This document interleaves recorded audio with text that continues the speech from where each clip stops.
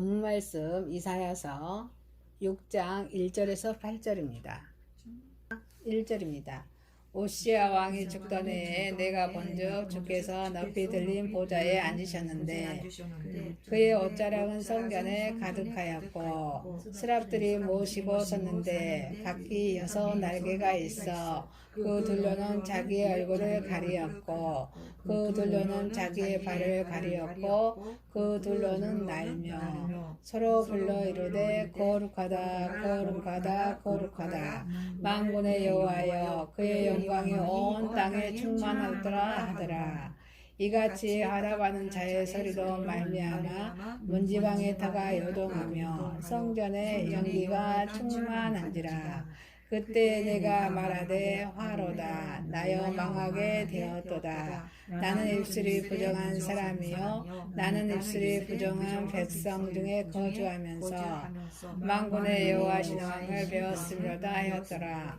그때 그 스랍 중에 하나가 부젓가락으로 제단에서 잡힌 바 핀 숫줄 손에 가지고 내게로 날아와서 그것을 내 입술로 대며 이르되 보라 이것이 내 입에 닿았으니 내 악이 제하였고 내 죄가 사해졌느니라 하더라.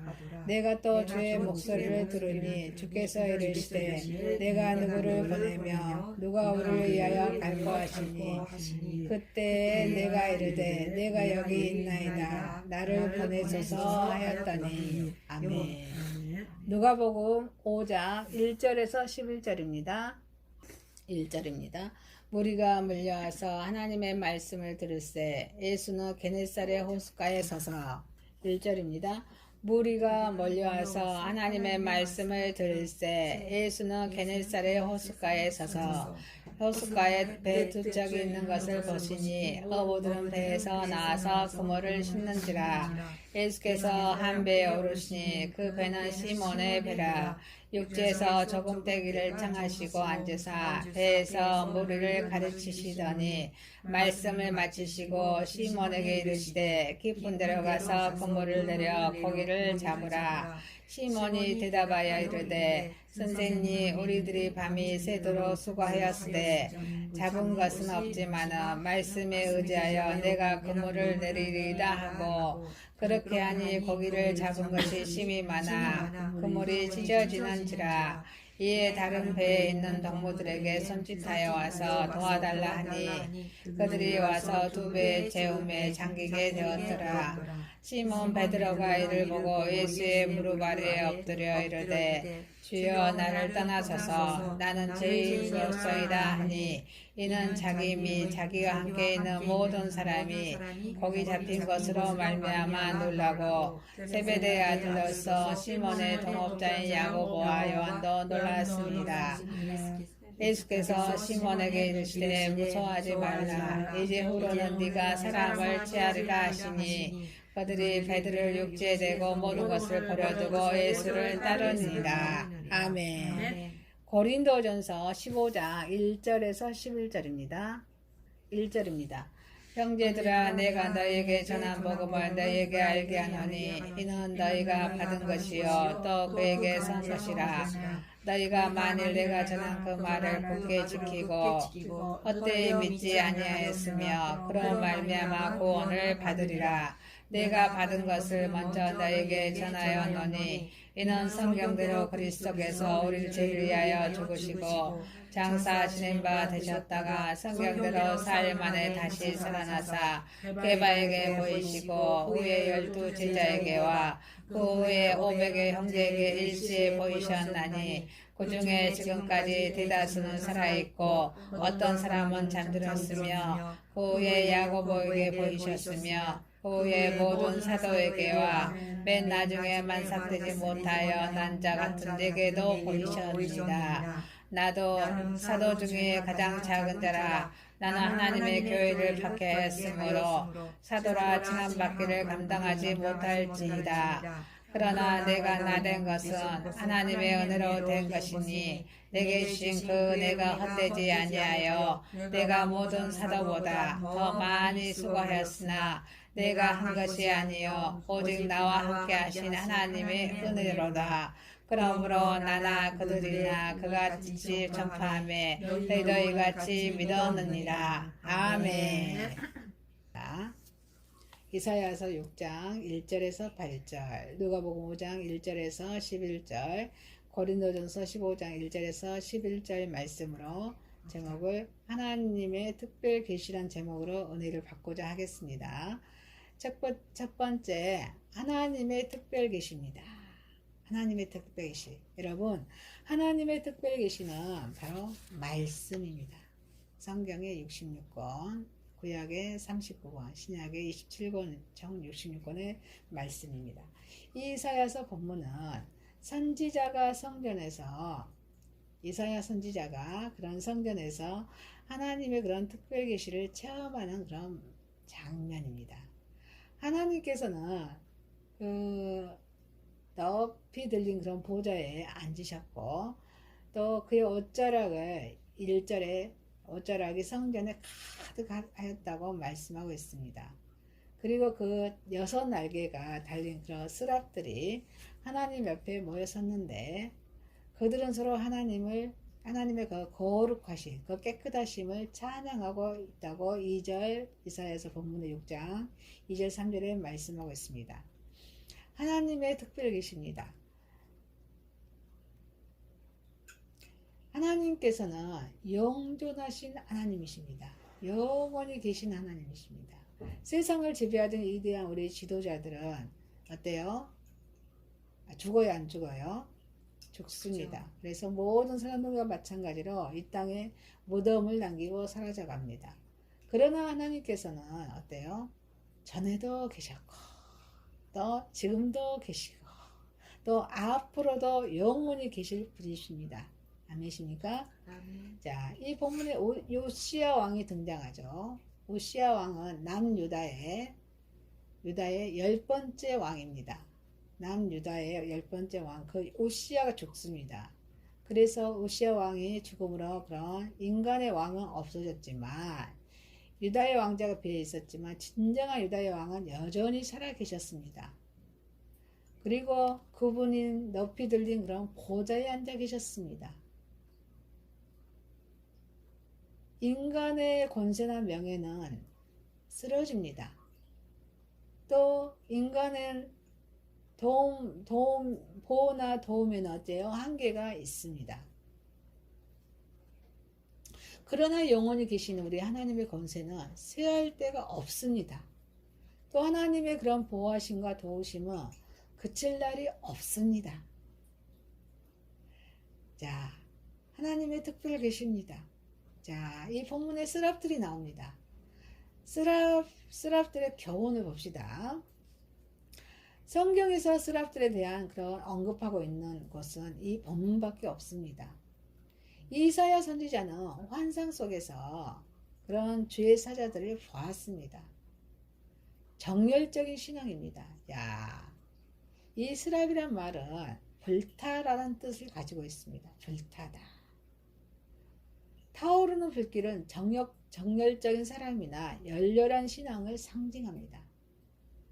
그러므로 하나님의 보좌를 가까이에서 호위하고 있는 이런 스랍들은 이미 그대로 뜨거운 신앙을 상징하는 그런 천사들이라고 할 수 있습니다.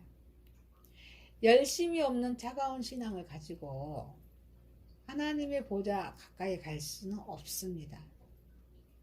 차가운 것은 모든 활동을 정지시켜버립니다. 마비시켜버립니다. 그래서 냉랭한 신앙은 사탄이 주는 그런 훈장입니다. 예수 그리스도의 뜨거운 사랑은 십자가를 극복하고 그런 사망을 정복했습니다. 이와 같이 전적으로 하나님을 믿고 의뢰하는 그런 뜨거운 신앙은, 자, 다니엘의 풀무불의 사건 있죠. 풀무불이나 사자우리로 능히 삼킬 수 있을 정도로 맹렬한 것입니다. 하나님의 특별 계시입니다. 자, 스랍들의 그런 교훈입니다. 진실로 경배했다는 것입니다. CC 2절에 그 둘로는 그 얼굴을 가리었고, 하나님의 그 얼마나 그 빛이 찬란했던지, 찬란한 빛을 보고서는 눈이 부시지 않는 사람이 있다면 그는 아마도 소경일 것입니다. 그러나 그 죄로 인해서 눈이 어두워진지라 할지라도 그가 하나님을 경외하는 마음을 회복한다면, 그 마음을 회복한다면, 그러나 그리스도의 영광을 우리는 볼 수 있을 것입니다. 그래서 예수 그리스도를 구주로 모시고 그 앞에 통회하는 자는 인간을 위하여 죽기까지 자신을 낮추신 우리 예수 그리스도의 모습을 보게 될 것입니다. 그리고 높은 보좌에 앉아 계신 그의 영광을 또 보게 될 것입니다. 그리고 자신의 추하고 더러운 죄된 그런 모습을 함께 볼 것입니다. 이렇게 죄악으로 물들어 있는 자신의 모습을 바라본 성도들은 눈을 들어서 감히 영광의 보좌를 올려다 볼 수 없을 것입니다. 오직 하나님께 대한 감사와 찬양으로 눈물 지으며 그 앞에 부복하고 영광을 주께 돌리게 될 것입니다. 하나님의 특별 계십니다. 스랍들의 교훈입니다. 스랍들은 겸손했습니다. 2절에 그 둘로는 발을 가리었고 스랍들은 자신의 피처나 알고 날개로 발을 가리었습니다. 자, 출애굽기 모세가 떨기나 불꽃 가운데 임재하신 그런 하나님 앞에서 자기의 신을 벗은 것과 그런 같다고 하겠습니다. 하나님께 가까이 가면 갈수록 우리는 자신의 한계성과 그런 무가치함을 느끼게 됩니다. 그리고 자연히 모든 것을 벗어놓고 겸손히 그 하나님께 부복하게 무릎 꿇게 됩니다. 자, 우리 구약 성경의 모세나 욥이나 또 신약의 바울처럼 하나님을 만난 사람들은 모두 겸손한 자들이었습니다. 하나님의 특별 계십니다. 스랍들의 교훈입니다. 봉사했습니다.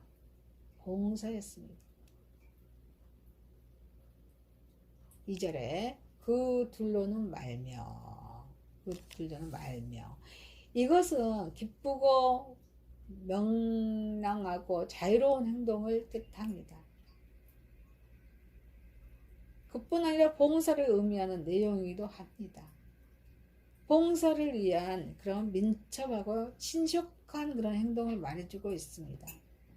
이러한 행동은 하나님을 경외하는 그런 마음이 없이는 있을 수 없는 일입니다. 즐거운 마음으로 봉사하고 헌신하는 것이야말로 하나님께 드리는 그런 인생의 최고 경배입니다. 자, 하나님의 특별 계시입니다. 하나님을 믿는 백성들의 그런 고백입니다. 5절입니다. 어떻게 고백합니까? 그때에 내가 말하되 화로다 나여 망하게 되었도다. 나의 입술이 부정한 사람이요. 이렇게 넣고 거룩한 하나님의 환상을 보자 이 이사야 선지자는 자신이 너무나 보잘것없는 인간으로 여겨서 너무 당황하게 되었습니다. 그래서 욥은 하나님을 보았을 때 슬퍼하고 회개했다고 욥기 42장 5절 6절에 말씀하고 계십니다. 하나님의 빛 가운데 있어야 그 빛을 뚜렷하게 볼 수 있습니다. 하나님의 방식은 인간에게 처음에 말씀을 주십니다. 그 다음에는 자기 자신을 돌아보아서 깨닫게 하십니다. 그리고 추한 자신을 미워하게 하시고 또 결국은 죄인된 모습을 버리게 하십니다. 그러나 처음에는 양심의 가책을 느끼게 하지만 그 후에는 소망을 갖도록 하십니다. 만군의 여호와신 하나님을 보고서 이 이사야 선지자는 자신이 부끄러운 존재이고 또 부정한 입술, 5절에 부정한 입술을 가지고 있음을 깨닫게 되었습니다. 여기서 부정한 입술이란 타락한 인격을 말합니다. 하나님의 종들이 하나님의 환상을 뚜렷이 보게 되어 자신이 하나님의 일을 감당하기에 얼마나 부족한 존재인지 깨닫는다며 그때는 모든 백성들에게 뚜렷한 하늘의 소망을 심어줄 수 있을 것입니다. 사랑하는 여러분, 하나님의 특별 계시입니다. 영존하신 하나님,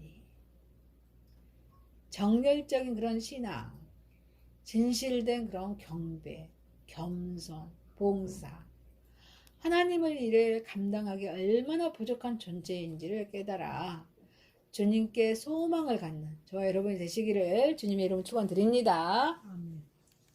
두 번째입니다. 하나님의 특별 계신 순종의 의미입니다. 순종의 의미입니다.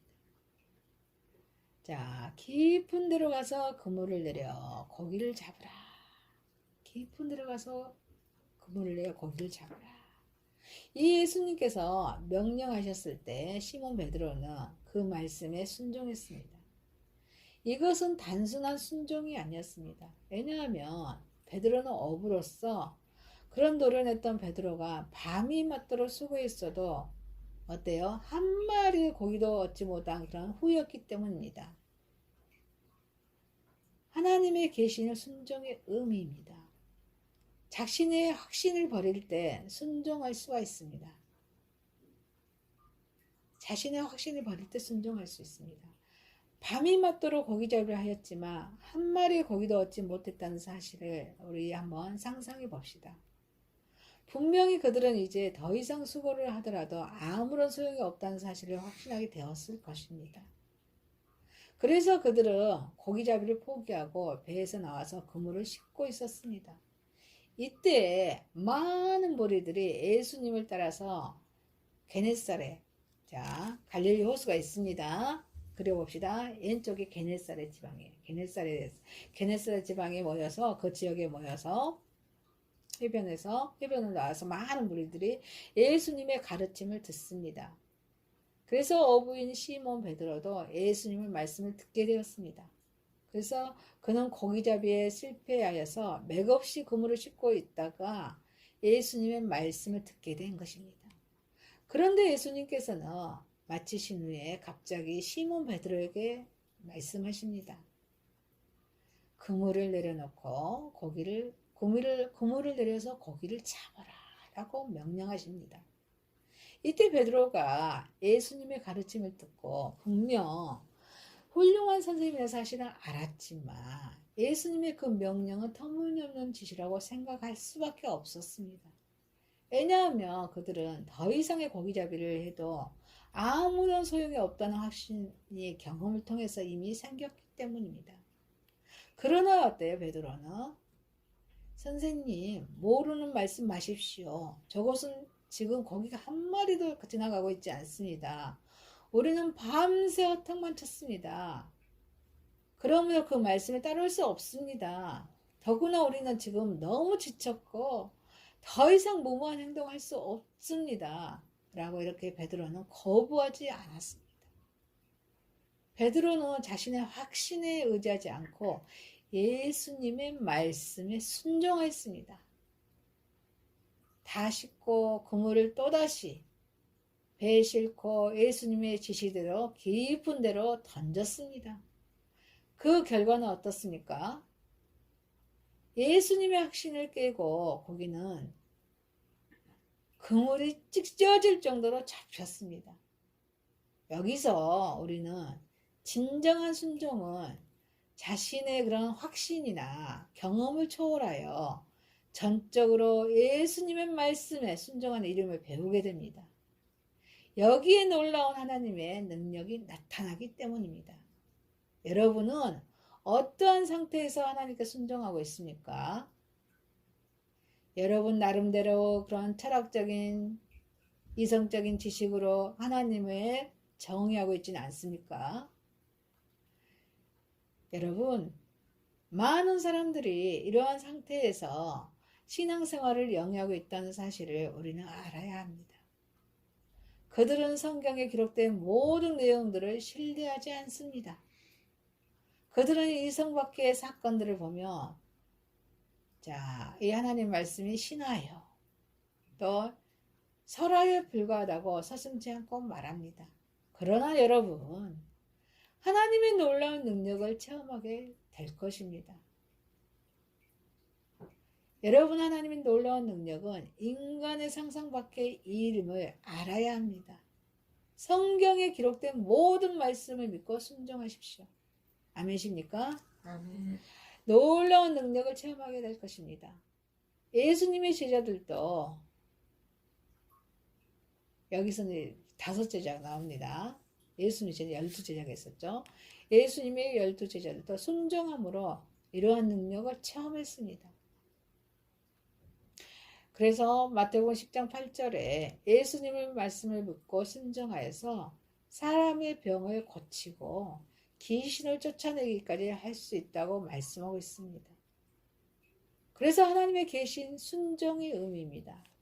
주님의 말씀에 의지할 때 순종할 수 있습니다.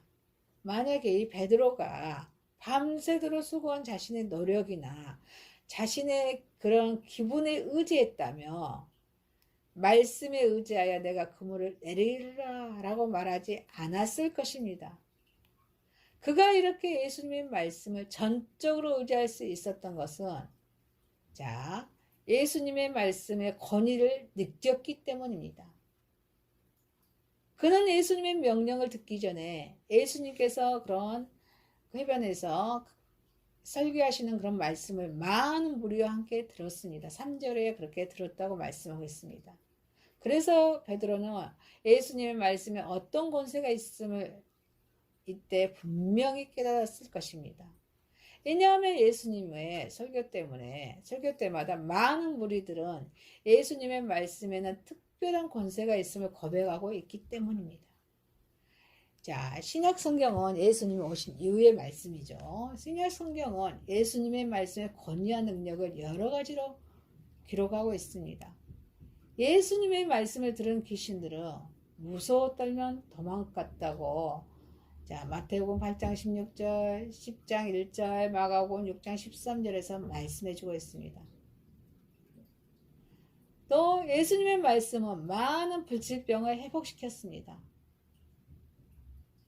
여러분, 불치병이 있죠. 불치병. 영원히 우리 뭐 나을 수 없다는 그 병이잖아요. 그 말씀들이 마태복음 8장 2절에서 4절 말씀에 나병한 자를 깨끗이 하십니다. 또 마가복음 1장 3장 1절에서 5절의 말씀에 안식일에 손마른 사람을 고치십니다. 또 누가복음 18장 35절 43절에 맹인을 고치셨습니다. 이렇게 예수님의 말씀 많은 불치병을 회복시켰습니다. 심지어는 예수님의 말씀에 바람과 바다까지도 순종했다고 마가복음 4장 35절에 41절 말씀해주고 있습니다.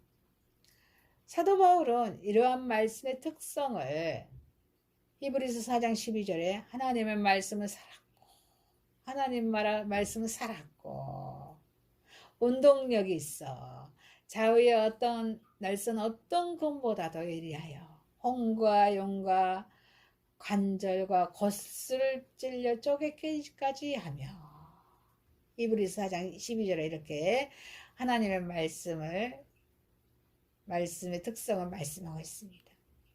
우리는 여기서 하나님의 말씀을 듣는 것이 얼마나 중요한가를 발견하게 됩니다.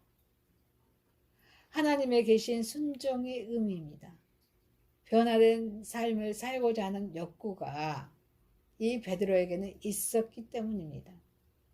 예수님의 능력의 말씀을 들은 베드로는 비록 불가능한 일일지라도 어떤 놀라운 일이 일어나기를 원했습니다. 그래서 이 베드로는 그 말씀에 순종하여서 그물을 던졌던 것입니다. 말씀을 듣는 것도 중요합니다. 그러나 제약된 삶에서 벗어나 새로운 삶을 원하는 욕구가 없을 때에는 소용이 없습니다.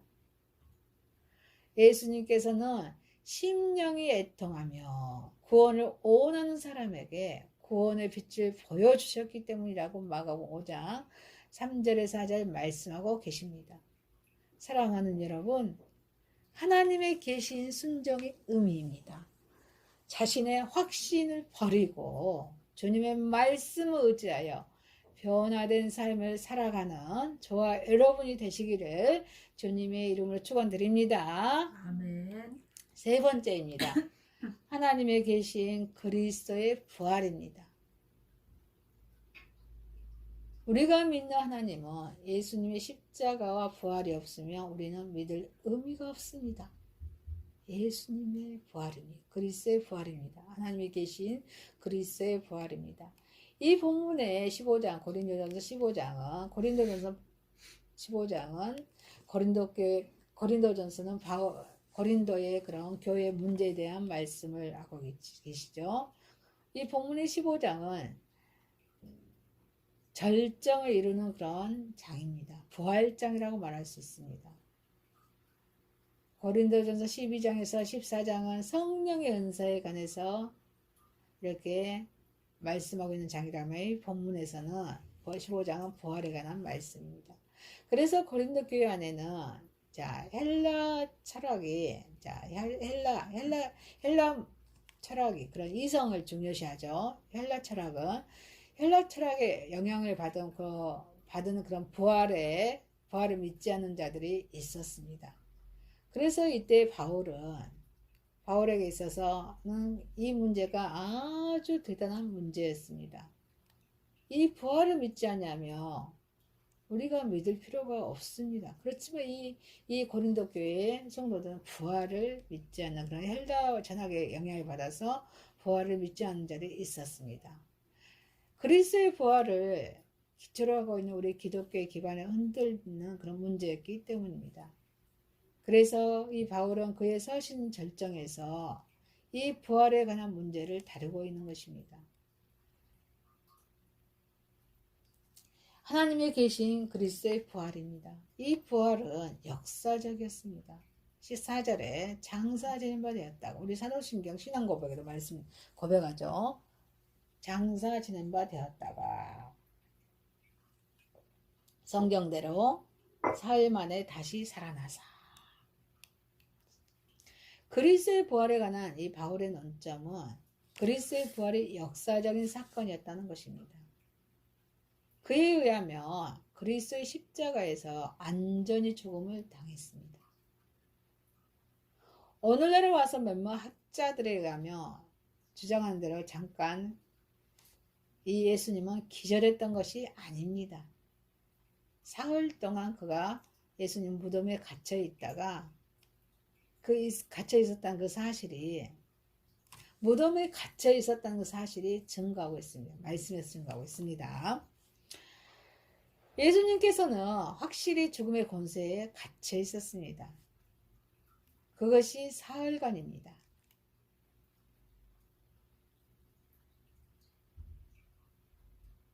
예수님께서는 사흘 후에 다시 살아나셨습니다. 예수님은 하나님이시죠. 인간의 몸으로 오셔서 우리 죄 문제를 위해서 십자가에 죽으시고 사흘 만에 다시 살아나셨다는 것입니다.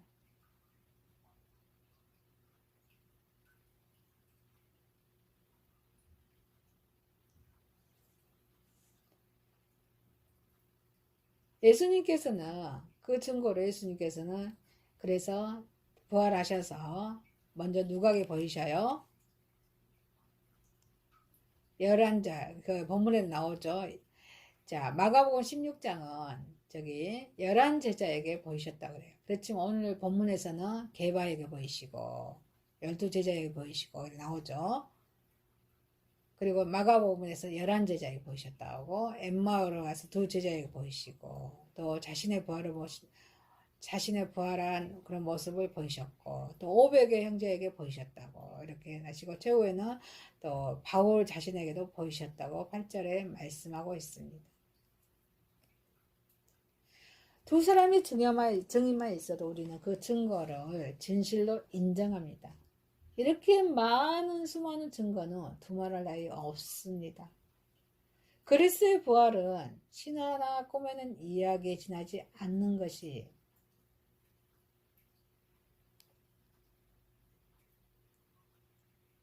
것이 아니고 또 역사적이고 실제적인 그런 사건이라는 것입니다. 하나님의 계신 그리스도의 부활입니다. 이 부활에 이 부활은 믿음의 눈으로만 볼 수 있다는 것입니다. 믿음의 눈으로 볼 수 있다는 것입니다.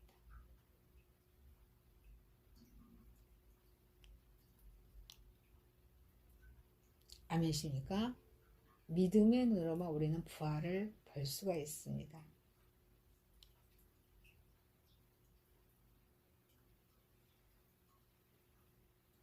너희가 만일 나의 전한 그 말을 굳게 지키고 헛되이 믿지 아니하였으며. 그리스도의 부활은 역사적인 사건이지만 오늘날 재현될 수 있는 사건이 아닙니다.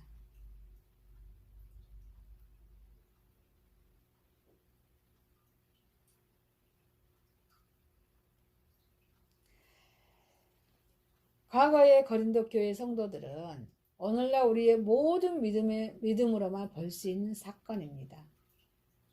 자, 요한복음 11장 25절 26절에 그 나사로의 부활이 나오죠. 예수님께서 그 오라비의 그런 나사로의 죽음을 슬퍼하는 나사로의 누이 마르다에게 말씀하십니다. 나는 부활이요 생명이니 죽지 아니하리니 이것을 네가 믿느냐? 묻습니다. 그러자 그 질문에 마르다는 요한복음 11장 27절에 주여 그러하이다 내가 믿나이다 이렇게 대답했을 때 그 오라비는 나사로는 어때요? 죽은 지 사흘이 지났지만 살아났습니다. 부활은 믿음을 통해서만 볼 수 있고 일어날 수 있는 기적임을 보여주는 것입니다. 이 그리스도의 부활은 역사적인 사실이지만 오늘날 그것을 받아들인 사람들은 믿음을 가진 성도들 뿐이라는 사실을 이를 잘 입증해 줍니다. 믿음이란 이처럼 불가능을 가능케 하는 원동력입니다. 진리를 진리로 바로 보게 하는 원천입니다. 하나님의 계신 그리스도의 부활입니다. 우리의 의인을 위한 것입니다. 로마서 4장 25절에 예수는 우리 범죄함을 위하여 내어줌이 되고 우리를 의롭다 하심을 위하여 살아나셨느니라. 아멘. 이 그리스도의 부활은 예수님의 신성을 드러내는 그런 사건이기도 하지만 그보다는 그 예수님의 대속의 사역을 완성했다는 의미의 사건입니다. 그래서 하나님은 구원을 계획하시고 예수님은 구원을 완성하셨다는 말씀입니다. 만일 그리스도께서 다시 살아나지 않으셨다면 그의 십자가의 죽음은 아무런 의미를 갖지 못합니다. 그것은 단지 그가 죽음에게 정복당했음을 의미할 뿐입니다. 그러나 우리 예수님은 죽음에서 다시 살아나셨습니다. 그래서 이는 예수님은 그가 죽음의 권세를 완전히 퇴폐시키고 승리한 것을 로마서 6장 9절에 이렇게 말씀하고 있습니다. 달리 표현하자면 예수님의 대속적인 그런 사건은 완전한 성공이어서 인간들은 그 피의 공로에 의해 의를 전가받고 영생을 소유받게 되었다는 것입니다. 그리스도의 부활은 그런 구성론에 있어서 이렇게 중대한 의미를 가지고 있습니다. 이처럼 우리 그리스도의 부활 사건은 예수님의 구속 사건, 사역의 성공을 확증한 사건입니다. 그래서 이 복음도 우리는 저와 여러분 가정만 알고 있어서는 안 된다는 것입니다. 그래서 세계로 뻗어나가야 된다는 것입니다. 하나님의 계신 그리스도의 부활입니다. 이 그리스도의 부활은 전파되어야 할 것입니다. 본문 12절에 그리스도께서 죽은 자 가운데서 다시 살아나셨다 전파되었거든. 그리스도의 부활로 인한 의인의 결과는 단순히 그를 따르는 추종자들에게만 적용될 것이 아니었습니다. 그것은 세계 모든 사람들이 적용받아야 할 그런 결과였습니다. 그래서 사도행전 1장 8절에 땅끝까지 복음을 전하라고 말씀하고 계십니다. 땅끝이 어딥니까? 저와 여러분이 머무는 현장입니다. 현장이 어딥니까? 가정이나 직장이나 사업장이나 친인척 관계가 땅끝입니다. 사역장입니다. 처음에 12사도와 초대교회 성도들은 이를 제대로 인식하지 못했습니다. 그래서 주님은 예루살렘에 큰 핍박을 주시고 그런 그들을 흩으셔서 복음을 세계로 뻗어나게 하셨습니다. 이게 사도행전 8장 1절에 말씀해 주고 계십니다. 그리고 오늘날 우리에게까지 이 사실을 증거되게 하셨습니다. 이제는 우리가 이 사실의 전파자의 사명을 받은 것입니다.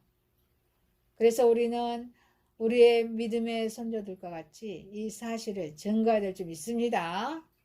믿지 않는 우리 이웃에게 전해야 됩니다. 우리나라 도서벽지, 또 아시아, 아프리카, 세계 모든 오지에까지 우리 글로벌 외국인 선교에서는 어떻습니까? 그래도 그나마 다행히도 동남아에 들어와 있는 그런 친구들에게 복음을 전해야 되는 그런 사명이 있는 줄 믿습니다. 그리고 우리 자손에게도 전해야 한다는 것입니다. 그리스의 부활은 단순히 신앙의 지식으로만 간직할 사건이 아니라는 것입니다. 누구에게 전해줘야 할 사건인 것입니다. 그래서 어제 그런 식의 기도문에도 예수님의 복음에 관한 기도를 드렸습니다. 믿지 않는 자가 많지 않습니까? 그 어마어마한 시간에, 경건한 시간이었잖아요. 하나님은 우리를 사랑하시고, 우리를 사랑하신데, 우린 죄인이어서, 우리 죄 문제를 해결할 수 없는 그런 예수님이 오심으로 죄를 내 십자가에 죽으시고, 3일 만에 부활하지 그 예수님 믿음으로 하나님의 백성이 될 수 있다는 그런 영원한 천국의 하나님의 아들, 딸이 되게 해달라고 그렇게 복음 전하지 않았습니까? 그 복음은 누구인가 전해줘야 저와 여러분의 사명이라는 것입니다. 사랑하는 여러분, 하나님의 계신 그리스도의 부활입니다. 그리스도의 부활은 역사적이고 믿음의 눈으로 보아야 하고 우리의 의인을 이해한 것이며 전파되어야 할 것임을 알고 생활하는 저와 여러분이 되시기를 주님의 이름으로 축원드립니다. 말씀을 마치겠습니다. 하나님의 특별 계시였습니다. 하나님의 특별 계신 순종의 의미입니다. 하나님의 계신 그리스도의 부활입니다. 기도드리겠습니다. 하나님 아버지, 하나님의 특별 계시로 영존하신 하나님, 정열적인 신앙, 진실된 경배, 겸손, 봉사, 하나님의 일을 감당하기에 얼마나 부족한 존재인지 깨달아서 주님께 소망을 갖게 하여 주옵소서. 하나님의 계신 순종의 의미는 자신의 확신을 버리고 주님의 말씀을 의지하여 변화된 삶을 살아가게 하여 주옵소서. 하나님의 계신 그리스도의 부활은 역사적이고 믿음의 눈으로 보게 하시고 우리를 의인을 위한 것이며 주님의 부활을 전파하며 주님의 나라 확장하는 선한도구로 마음껏 쓰임받게 하여 주옵소서. 예수님의 이름으로 기도드리옵나이다. 아멘.